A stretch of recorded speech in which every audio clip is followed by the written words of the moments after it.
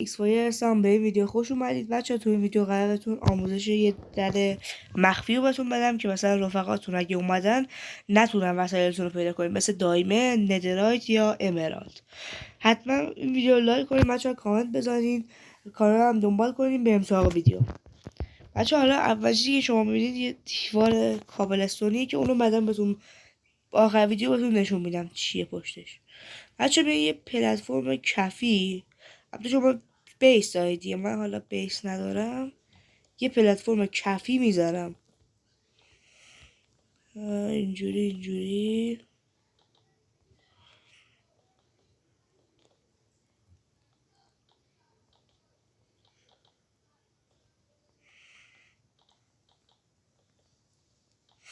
بعد که بچه ساختید وسط این پلتفرم رو پیدا میکنید، مال من میشه اینجا یه دیوار میزنید واسش دیوار میزنید،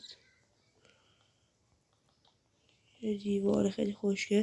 حالا بچه شما میتونید بیتتون رو از هر چی دوست داشتید بسازید. این پلنکه من اینجوری میذارم که ردستون کاریش معلوم بشه. بعد اینجا ساختید بچه، میاد اینجا 4 تا بلاک رو میکنید.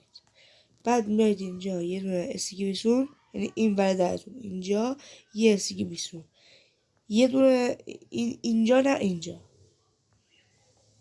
اینجا دوباره استیکی بیسون، بغلش یه دونه روبروی این استیکی بیسون، به سمت این ور یه استیکی بیسون میذارید. دوباره همین کار رو این ور میکنین. حتی حواستون باشه بچه استیکی پیستون باشه، پیستون نباشه، کارتون خراب میکنه. بعد حالا بچه هر مثلا دیوارتون هر بلاکی هست همون بلاک رو بذارید. مال من پلنک، مثلا پلنک میذارم اینجا که وقتی میخواد پوشیده بشه اونجا پوشیده بشه، خیلی خفن و خیلی خوب پوشیده بشه بچه ها. بعد از اینکه این کار کردید، حالا میاریم بالا، اینجا رو پر میکنید، اینجا پر میکنید. بعد که بچه پرش کردید، حالا این وسطش هم پر میکنید. من اینجا چی میخواد. بعد حالا بچه یه ردستون ریپیتر به سمت بیرون اونور، یه ردستون ریپیتر اینور، یه ردستون ریپیتر به سمت اونور باشه بچه. مثلا من اینجا بیام اینوری ردستون ریپیتر میذارم اون سمتی میشه، اینوری بذارم این سمتی میشه، اینوری بذارم اون سمتی میشه. حواستون باشه بچه. بعد 2 تا تیکه هم بهش میدید. بعد حالا 4 تا اینجا میزنید، 2 تا هم اینجا، 2 تا هم اینجا. بعدش هم میایید اینجا و یه دونه لور، من لور رو لور